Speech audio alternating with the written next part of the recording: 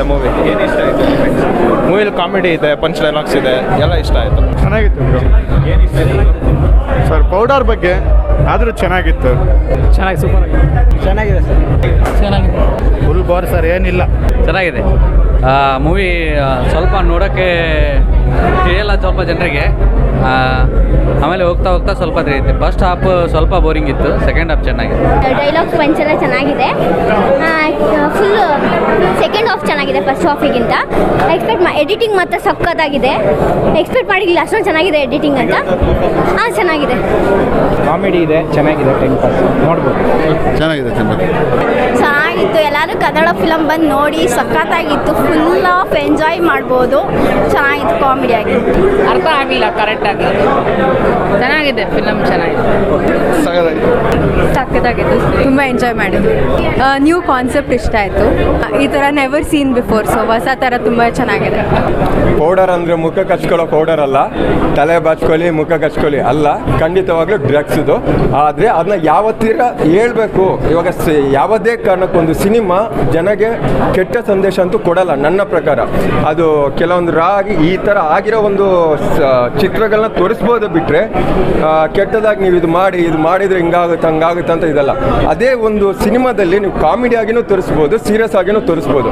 ಅದನ್ನ ತುಂಬ ನೀಟಾಗಿ ಕಾಮಿಡಿಯಾಗಿ ಜನಗೆ ಇನ್ನೂ ತುಂಬ ಹತ್ತಿರವಾಗಿ ಸಿಗೋ ಥರ ಈ ಫಿಲ್ಮಲ್ಲಿ ತೋರಿಸಿದ್ದಾರೆ. ಡ್ರಗ್ಸು ಅಡಿಕ್ಟ್ ಆದವರಾಗಿರಲಿ ಇಲ್ಲ ನೆಕ್ಸ್ಟ್ ಕಲ್ತ್ಕೊಳ್ಳುವವರೆಗೂ ಇದು ತುಂಬ ಚೆನ್ನಾಗಿ ಒಂದು ಪಾಠ ಐತೆ. ಆದರೆ ನಾನು ಹೇಳ್ತಾ ಇರೋದು, ನೀವು ಮತ್ತೆ ನಾನು ಡ್ರಗ್ಸ್ ಮಾಡಿ ಅಂತ ಹೇಳ್ದೆ ಆ ಥರ ಎಲ್ಲ ಇನ್ನು ತುಂಬ, ಯಾಕಂದರೆ ಇವತ್ತಿನ ದಿನ ತುಂಬ ಏನೇನೋ ವೈರಲ್ ಮಾಡ್ತಾ ಇದ್ದಾರೆ. ಬಟ್ ಏನಕ್ಕೆ ಈ ವಿಷಯನ ಮತ್ತೆ ಡ್ರಗ್ಸ್ ಅಂತಲೇ ಹೇಳ್ತಾ ಇದ್ದೀನಿ ಅಂತಂದರೆ, ಇವಾಗ ಪೌಡರ್ ಅಂತ ಹೆಸರು ನೋಡ್ಬಿಟ್ಟು ಏನೋ ಮುಖಕ್ಕೆ ಹಾಕೋ ಪೌಡ್ರ್ ಅಂದ್ಕೊಂಡೆಲ್ಲ ಬರೋದು ಬೇಡ. ಸೊ ಇದು ಈ ಥರ ಇರೋ ಒಂದು ಕಂಟೆಂಟ್ನ ಅದನ್ನ ತುಂಬ ನೀಟಾಗಿ ಕಾಮಿಡಿಯಾಗಿ ನಮ್ಮ ಸಮಾಜಕ್ಕೆ ಏನು ಬೇಕೋ ಒಳ್ಳೆ ಕಂಟೆಂಟ್ನ ತುಂಬ ಚೆನ್ನಾಗಿ ಡೈರೆಕ್ಟ್ರು ತುಂಬ ಚೆನ್ನಾಗಿ ನೀಟಾಗಿ ತೋರಿಸ್ಕೊಟ್ಟಿದ್ದಾರೆ. ಅದು ಯಾವುದೋ ಸೀರಿಯಸ್ ಆಗಿ ಹೋಗೋದು ಬೇಡ, ಕಾಮಿಡಿಯಾಗಿ ನೀವು ನಗ್ತಾ ರಿಯಲ್ ಆಗಿ ಏನಾಗಿದೆ ಸಮಾಜದಲ್ಲಿ ಏನಾಗ್ತಾ ಇದೆ ಅನ್ನೋ ತುಂಬ ನೀಟಾಗಿ ತುಂಬ ಚೆನ್ನಾಗಿ ತೋರಿಸ್ತಾ ಇದ್ದಾರೆ. ಡ್ರಗ್ಸ್ ಅನ್ನೋದು ಒಳ್ಳೇದಾ ಕೆಟ್ಟದಾ ಅದನ್ನ ಇವಾಗಲೇ ಹೇಳ್ತೀನಿ, ಅದು ಕ್ವಶನ್ ಮಾರ್ಕ್ ಆಗಿರಲಿ. ಯಾಕಂದರೆ ಬಂದ್ಬಿಟ್ಟು ಪಿಕ್ಚರ್ ನೋಡಲಿ, ತುಂಬ ಚೆನ್ನಾಗಿ ಒಳ್ಳೆ ಕಂಟೆಂಟ್ನ ಕೊಟ್ಟಿದ್ದಾರೆ. ಆಮೇಲೆ ನಾನು ಫಿಲಮ್ ಬಗ್ಗೆ ಹೋಗಲ್ತಾ ಇತ್ತು ಅಂತಂದರೆ ಅದಕ್ಕೂ ಮತ್ತೆ ಏನೋ ಬಕೆಟ್ ಹಿಡಿತಾ ಇದ್ದಾನೆ ಅಲ್ಲ. ನಾನು ಡ್ರಗ್ಸಿದು ಒಂದು ವಿಷಯ ಇದ್ದಿದ್ದಕ್ಕೆ ಇವತ್ತಿನ ನಮ್ಮ ಕನ್ನಡ ಇಂಡಸ್ಟ್ರಿ ಎಷ್ಟು ಓಪನ್ ಅಪ್ ಆಗ್ತಾ ಇದೆ ಅಂದರೆ, ಸಮಾಜದಲ್ಲಿ ಏನು ಆಗ್ತಾ ಇದೆ ಅದನ್ನು ತುಂಬ ಓಪನ್ ಅಪ್ ಆಗಿ ಅದನ್ನ ಇವತ್ತು ತೋರಿಸೋ ಒಂದು ಡೈರೆಕ್ಟರ್ಗಳು ಬರ್ತಾ ಇದ್ದಾರೆ.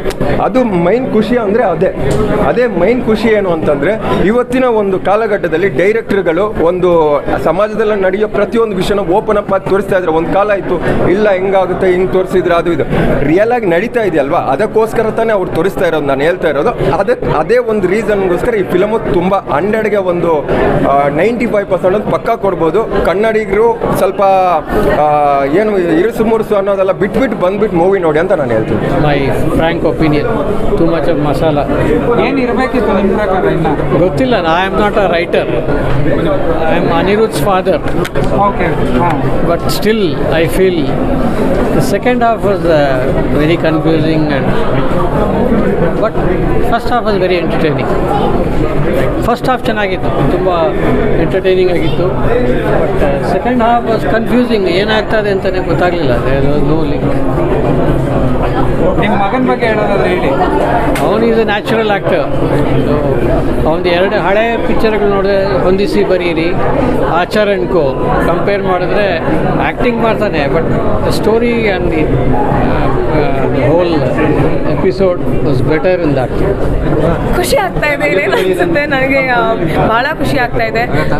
ಈಗ ನಮ್ಮ ಆಡಿಯನ್ಸ್ ಮತ್ತೆ ಥಿಯೇಟರ್ಗೆ ಬಂದು ನಮ್ಮ ಕನ್ನಡ ಸಿನಿಮಾನ ನೋಡ್ತಾ ಇದ್ದಾರೆ, ಮೆಚ್ತಾ ಇದ್ದಾರೆ. ಸೊ ಆ ಒಂದು ಸ್ಟ್ರೀಕ್ನಲ್ಲಿ ನಮ್ಮ ಸಿನಿಮಾ ಕೂಡ ಸೇರಲಿ ಅಂತ ನಾನು ಬಯಸ್ತೀನಿ. ಈ ಸಿನಿಮಾ ಯಾವ ಥರ ಜನಗಳಿಗೆ ರೀಚ್ ಆಗುತ್ತೆ ಅಂದರೆ ನಾವು ಇದೇ ಒಂದು ಪೋರ್ಷನ್ ಆಫ್ ಜನರಿಗೆ ನಾವು ಅಪ್ರೋಚ್ ಮಾಡಬೇಕು ಅಂತ ನಾವು ಮಾಡಿಲ್ಲ ಈ ಸಿನಿಮಾನ. ಯಾರ್ಯಾರಿಗೆ ಕಾಮಿಡಿ ಇಷ್ಟ ಇದೆಯೋ ಎಲ್ರಿಗೂ ಇದು ರೀಚ್ ಆಗುತ್ತೆ. ಓಕೆ, ನಿಮ್ಮದು ಈ ವರ್ಕ್ ಹೇಗಿತ್ತು